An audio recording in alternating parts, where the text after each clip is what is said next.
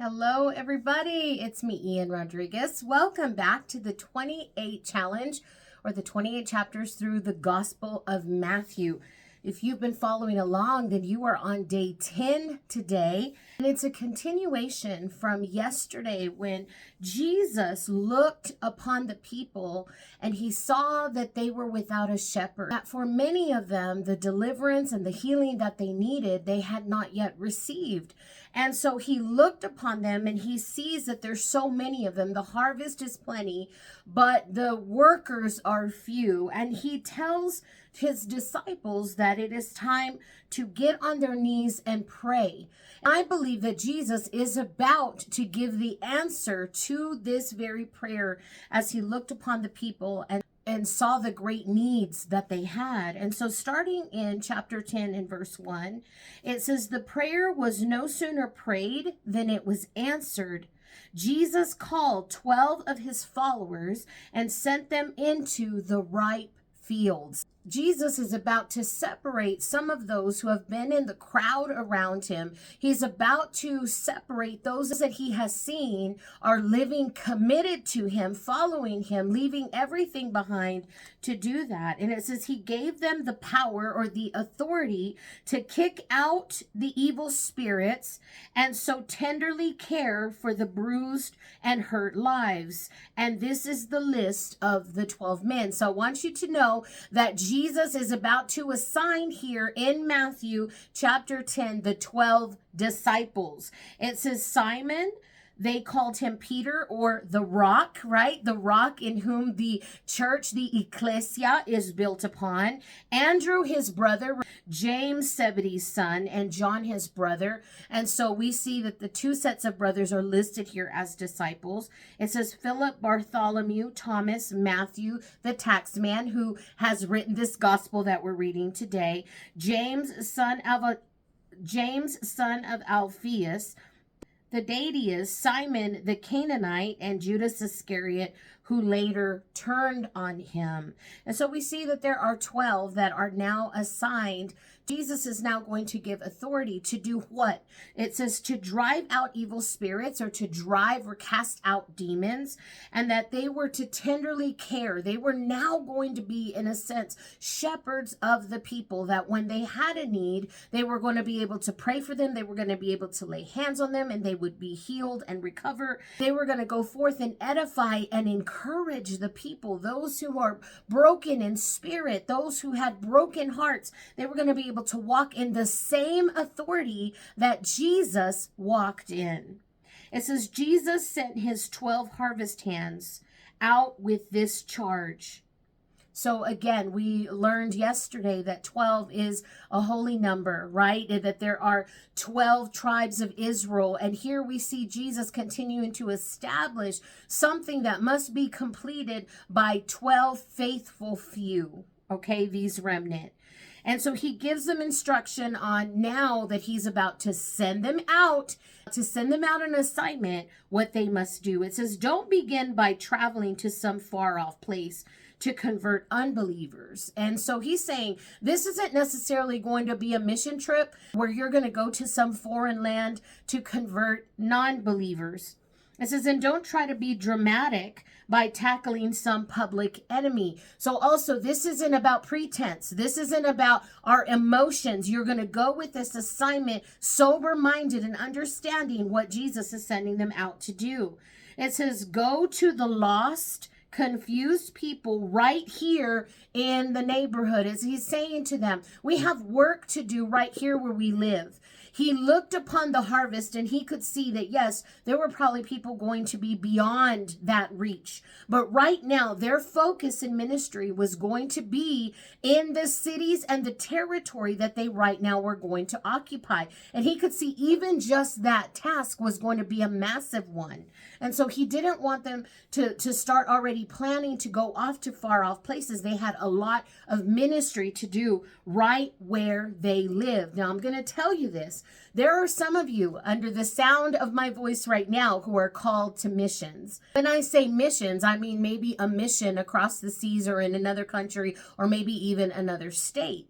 But for the majority of us, the truth is our ministry and our mission is right here in our hometowns, in our own neighborhoods, even in your own family. This is why I truly believe that, especially as a woman, my first ministry is my family. And if you are a pastor, a leader in any capacity, there will be times that, yes, God is going to ask us to sacrifice. He's going to ask us to go out on mission into our neighborhoods and our community. And I believe I am called regionally to the 806, but I'm going to tell you the truth. My first ministry always will be to my family and then to those in whom God has given me the capacity to lead. You aren't being sent necessarily on a mission trip. Your mission is right there next to you. Your ministry and the authority you have and the things that Jesus is calling you to do in your life today, they are not in some distant country. And sometimes it's the hardest territory to take over is the one found in our families and even in our cities and y'all, even in our nation. And so he tells them that they are to go out and tell the people, tell them that the kingdom is here. The kingdom is here. We've talked about this. Jesus is Emmanuel, God with us, walking on the earth with them. And he's declaring this. Tell them that I have arrived. The promised one is here. Bring health to the sick. Raise the dead, touch the untouchables, kick out the demons. You have been treated generously, so live generously. He's telling them, you have already received this freedom. In walking with me, I'm teaching you these kingdom principles. And so now it is time for you in turn to take what you've learned, to take what you've received, and now freely give it to others.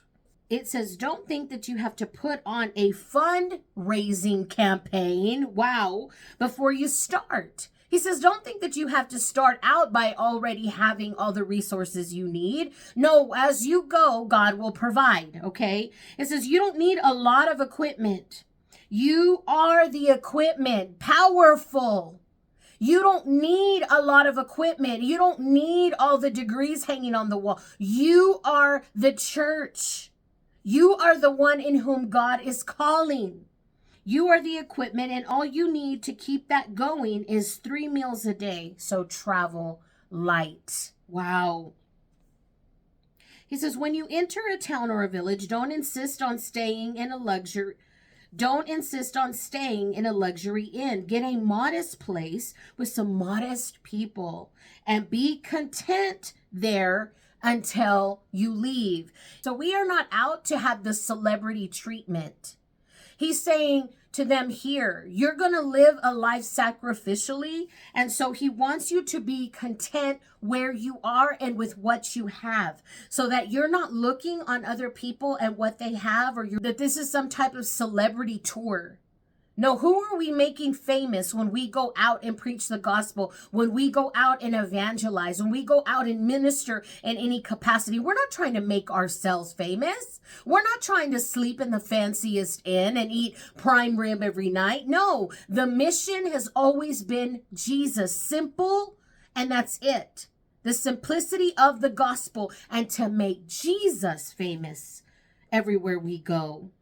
He says, when you knock on a door, be courteous in your greeting. If they welcome you, be gentle in your conversation. And if they don't welcome you, quietly withdraw. Don't make a scene. Shrug your shoulders and be on your way. Some versions may say, dust your feet off. Turn from that place. Don't make a big dramatic scene.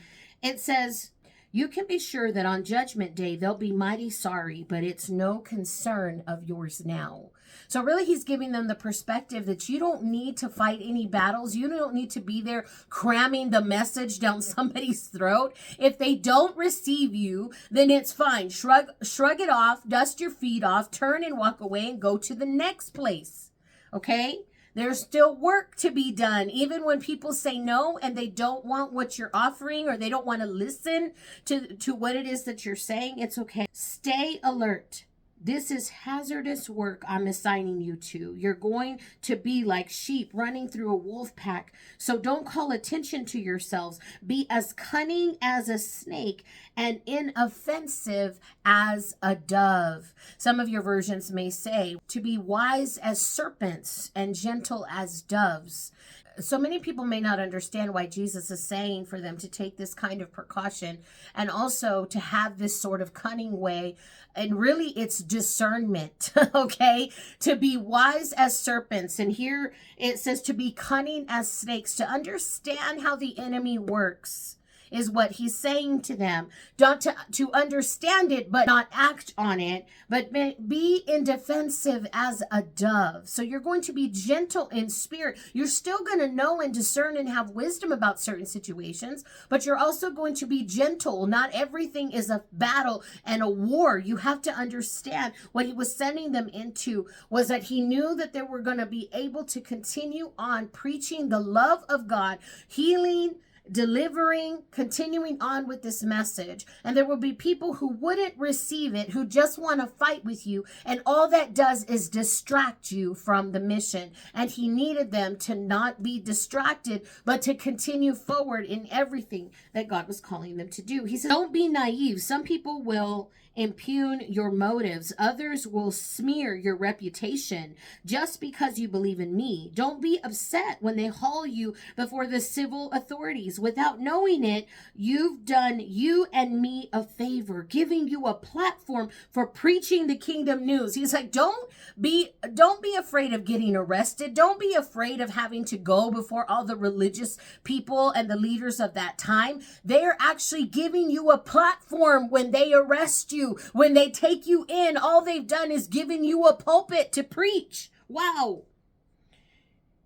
He says, and don't worry about what you'll say or how you'll say it. The right words will be there. How's that possible? He tells here, because the Holy Spirit of your Father will supply your words. This is what happens sometimes is we get in our own way trying to speak. And sometimes that's your flesh that's talking. He's saying, don't worry about what it is you're going to say. Some of you need to hear this today. You're too preoccupied with what you're going to say. Many of you, when you first start out evangelizing, that's one of the greatest fears. What am I going to say to people? How do you evangelize to people? Don't you trust that the Holy Spirit will give you the words? If you're called to pray on the spot or give a prophetic word, because this is part of your gifting and maybe you're anointed to do so, don't you believe that God will give you the words that you're meant to speak, that the Holy Spirit will speak for you? You need to have faith in that. Move yourself aside and let the Holy Spirit take over your mouth. Okay? It says when people realize that it's a living God that you're presenting and not some idol that makes them feel good, then they're going to turn on you. Wow. Even people in your own family. This is Jesus telling them. There is a great irony here, proclaiming so much love, experiencing so much hate. He says it's going to be ironic. You are going to be experiencing the love and freedom of Christ, the love and freedom that God gives us through grace and mercy, and gives us through the Holy Spirit a power and authority to be able to preach and to do things. And he is about to send them out. They themselves are going to be able to be conduits of the miracles now. And he's saying that when you're doing my work, people are going to hate you. They are going to persecute you. Even in your own family, they may not understand what God has done in your life and the transforming power and why you're trying to spread the good news of the gospel everywhere you go. He says, but don't quit. Don't cave in. It is well worth it in the end. It is not success you're after in such times, but survival. It's not success, but survival. And then he says this, be survivors. Y'all, some of you, this is your word today, is that you've already survived so much in your life. Quit being a victim. You have survived. Continue to survive. Come on. Before you run out of options, the Son of Man will have arrived. That he's never going to leave them or forsake them. And right on time, he's going to arrive. A student doesn't get a better desk than the teacher. A laborer doesn't make more money than his boss. Be content, pleased even, when you, my students, my harvest hands, get the same treatment I get. If they call me the master dung face, what can the workers expect? He said, don't expect to be treated any better than me. As you can see, the disciples have been with him when the crowds have turned into mobs. I'm sure they're seeing all the sneers of the religious rulers at that time, and all the whispers and all of the gossip that is going around in all of these cities, as some people are, yes, rejoicing, and some of them are so excited when Jesus comes, and those that are so grateful when they're healed in some capacity. But then there are those that hate him. And he's saying, you're not going to get any better treatment than me. There will be some that, yes, that will receive you, but then there will be some that will hate you, and they'll make you question whether or not you're doing what God is really asking you to do, or is it worth it if you're so hated? It's a testing of our faith. Will we stay obedient? Will we stay surrendered and submitted even when people don't understand your mission, hate you? They hated Jesus too. He says, don't be intimidated. Eventually, everything is going to be out in the open, and everyone will know how things really are. So don't hesitate to go public now. Pretty soon, all of this is going to be revealed. So stand firm in that I've got you, and the Holy Spirit will fill your mouth, and you can go forth and do this thing. Don't be bluffed into silence by the threats of bullies. There's nothing that they can do to your soul, your core being. Save your fear for God, who holds your entire life, body, and soul in his hands. Don't fear the one who can just kill the body. Fear the one who can kill both body and soul. Fear God. And this is something that I've been praying, especially in this generation, is that the fear of the Lord will return back to the bride. That we have a holy reverence and fear of God, that we're not out there trying to please man. Is don't fear the bullies. What can they do to you? Kill you? Fear God, who can kill you and send you to hell. Who can kill body and soul. Whoa. Forget yourself. What's the price of a pet canary? Some loose change, right? And God cares what happens to it even more than you do. He pays even greater attention to you, down to the last detail, even numbering your hairs on your head. He knows every hair on your head. Don't be intimidated by all this bulky talk. You're worth more than 1,000,000 canaries. Can you let that word wash over you? God knows every hair on your head, and he loves you more than 1,000,000 canaries. Stand up for me against world opinion, and I'll stand up for you in my Father in heaven. If you turn tail and run, don't think I'll cover for you. Don't think I've come to make life cozy. I've come to cut. Make a sharp knife cut between son and daughter, daughter and mother, bride and mother-in-law. Cut through these cozy domestic arrangements and free you for God. Well-meaning family members can be your worst enemies. If you prefer your father and mother over me, you don't deserve me. If you love anybody, this is what he's saying, anybody, even those who gave you life, right? Your mother who birthed you. The truth is, it is all because God knew you before the womb. And if you love anyone more than Jesus, and I'm telling you, he's a jealous God. If you prefer son or daughter over me, even your children, then you don't deserve me. Y'all, this is something that at times whenever we read this stuff, it brings a conviction a little bit over our hearts. Do you care more about your family members? Do you care more about your husband? Do you care more, for many of us mamas, about our children than you do the Lord? Is he in his rightful place in your life? Because it says in my word here, what we just read is, if we love them more than Jesus, we are not worthy of Jesus. Wow. These are powerful truths that he's saying. And he's not saying that because he wants you to hate other people. But what he's saying is that he needs to be in his rightful place in your life. Yes, we love our husbands. Yes, we love our families. Yes, we love our children, but not more than Jesus. Hear me today. You are going to have to put him in that rightful place. He will not vie for that attention, and he will not wrestle down whoever you've got in that space that's supposed to be his seat and his throne in your life. So if you don't go all the way with me through thick and thin, you don't deserve me. Wow. If your first concern is to look at yourself, you'll never find yourself. But if you forget about yourself and look to me, you'll find both yourself and me. He's saying that whenever you crucify your flesh, whenever you die to yourself and pick up your cross, and you look to Jesus, that is actually where you're going to find everything you already need. You are not without. You are not being punished. Put God in his rightful place, and everything else will be added unto you. It says, we are intimately linked in this harvest work. Anyone who accepts what you do accepts me and the one who sent you. Anyone who accepts what I do accepts my Father who sent me. Accepting a messenger of God is as good as being God's messenger.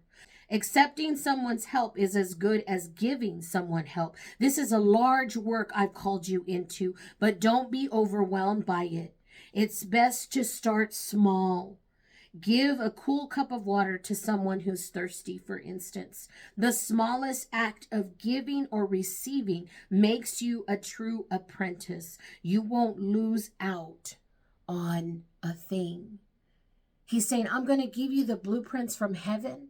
I'm going to download the message into you when you're supposed to speak it.